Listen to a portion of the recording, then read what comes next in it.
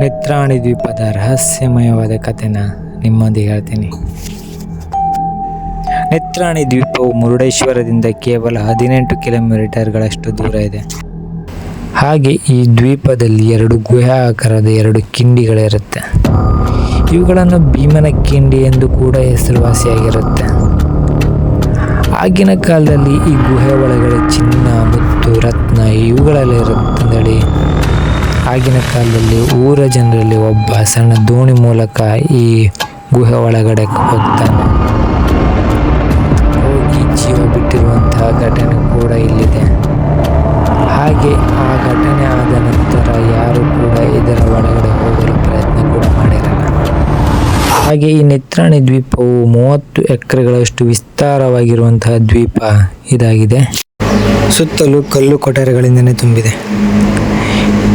ಈ ದ್ವೀಪನ ಪಾರಿವಾಳಗಳ ದ್ವೀಪ ಅಂತಾನೆ ಕರೀತಾರೆ. ಯಾಕಂತಂದ್ರೆ ಇಲ್ಲಿ ಪಾರಿವಾಳಗಳು ಜಾಸ್ತಿ ವಾಸವಾಗಿರೋದ್ರಿಂದ ಇದನ್ನು ಪಾರಿವಾಳಗಳ ದ್ವೀಪ ಅಂತಾನೆ ಕರೀತಾರೆ.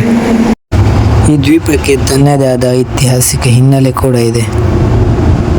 ಹಿಂದೆ ಉತ್ತರ ಕರ್ನಾಟಕದಲ್ಲಿ ಕೆಲವು ರಾಜ್ಯಗಳನ್ನು ಆಳುತ್ತಿದ್ದ ಕರಿಮೆಣಸಿನ ರಾಣಿ ಎಂದು ಹೆಸರು ಪಡೆದ ರಾಣಿ ಚೆನ್ನಭೈರಾದೇವಿಯು ಉತ್ತರ ಭಾಗದಿಂದ ಕೆಲವು ಪೈಲ್ವಾನ್ಗಳನ್ನು ಕರೆತರ್ತಾರೆ. ಅವ್ರುಗಳನ್ನು ಈ ನೇತ್ರಾಣಿ ದ್ವೀಪದಲ್ಲಿ ಇರಿಸ್ತಾರೆ. ನೇತ್ರಾಣಿ ದ್ವೀಪದಲ್ಲಿ ಇರಿಸಿದಾಗ ಆ ಪೈಲ್ವಾನ್ಗಳು ಇಲ್ಲಿ ಜಟ್ಟಿಗೇಶ್ವರ ದೇವರನ್ನು ಆರಾಧನೆ ಮಾಡ್ತಾರೆ. ಇಲ್ಲಿ ಬರಬೇಕಂತ ಹೇಳಿದ್ರೆ ದೋಣಿ ಮೂಲಕನೇ ಬರೋದು ಒಳ್ಳೆ ಉತ್ತಮ.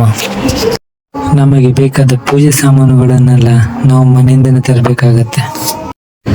ನಾವು ನಡೆದೋಗ ದಾರಿಯಲ್ಲಿ ಸುತ್ತಲೂ ಕಲ್ಲು ಮುಳ್ಳುಗಳಿಂದನೇ ತುಂಬಿದೆ. ಮರದ ಬೇರುಗಳು ಅಡ್ಡದಿಡ್ಡಿ ಹೋಗೋದು ಒಂದಾದ್ರೆ ಇನ್ನೊಂದು ಮರಕ್ಕೆ ಕಟ್ಟಿರುವಂತ ಬಾವುಟಗಳು, ಇವುಗಳು ನಾವು ಹೋಗೋ ದಿಕ್ಕನ್ನು ಸೂಚಿಸುತ್ತೆ. ಹಾಗೆ ಬೆಳೆದು ನಿಂತಿರುವಂತಹ ದಟ್ಟವಾದ ಮರಗಳು,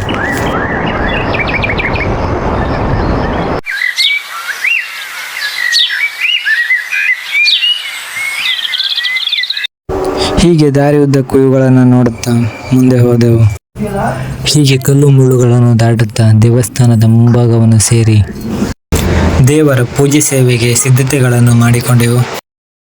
ಹಾಗೆ ಇಲ್ಲಿನ ಕರಾವಳಿ ತೀರದ ಮೀನುಗಾರರ ಆರಾಧ್ಯ ದೇವರೇ ಈ ಜಟ್ಟಿಗೇಶ್ವರ ದೇವರು. ಹಾಗೆ ಈ ಮೀನುಗಾರಿಕೆ ಒಳ್ಳೆಯದಾಗಬೇಕು, ಈ ಕಡಲಿಂದ ಯಾವುದೇ ರೀತಿ ತೊಂದರೆ ಆಗಬಾರ್ದಂತ ಈ ಮೀನುಗಾರಿಕೆಯ ಜನರು ಇಲ್ಲಿಗೆ ಬಂದು ಹರಕೆಗಳನ್ನು ಇಡುತ್ತಾರೆ. ಹರಕೆಯ ಸಲುವಾಗಿ ಕುರಿ ಮತ್ತು ಕೋಳಿಗಳನ್ನು ಇಲ್ಲಿ ತಂದು ಬಿಟ್ಟೋಗ್ತಾರೆ. ಹಾಗೆ ಇಲ್ಲಿನ ಜನರು ಹಿಂದೂ ದೇವರುಗಳನ್ನು ಪೂಜೆ ಮಾಡುವುದಲ್ಲದೆ ಮುಸ್ಲಿಂ ದೇವರನ್ನು ಕೂಡ ಪೂಜೆ ಮಾಡ್ತಾರೆ. ಹಾಗೆ ಕ್ರಿಶ್ಚಿಯನ್ ದೇವರನ್ನು ಕೂಡ ಪೂಜೆ ಮಾಡ್ತಾರೆ. ಹಿಂದೂ ಜನರು 3 ಧರ್ಮಗಳನ್ನು ಪೂಜಿಸುವಂತ ಏಕೈಕ ಸ್ಥಳ ಅಂತಂದ್ರೆ ಅದು ನೇತ್ರಾಣಿ ಮಾತ್ರ. ಹಾಗೆ ಇಲ್ಲಿಗೆ ಬಂದ ಜನರು ಬಂದು ಹೋದ ನೆನಪಿಗೋಸ್ಕರ ಬಾವುಟದ ಮೇಲೆ ಹೆಸರು ಬರೆದು ಇಲ್ಲೇ ಇರಿಸಿ ಹೋಗ್ತಾರೆ. ಹೀಗೆ ಇನ್ನಷ್ಟು ವಿಷಯಗಳನ್ನ ನಿಮ್ಮ ಮುಂದೆ ತರ್ತೀನಿ. ಈ ವಿಡಿಯೋ ಏನಾದರೂ ಇಷ್ಟ ಆಗಿದ್ರೆ ಲೈಕ್ ಮಾಡಿ, ಕಮೆಂಟ್ ಮಾಡಿ, ಹಾಗೆ ಸಬ್ಸ್ಕ್ರೈಬ್ ಮಾಡಿ.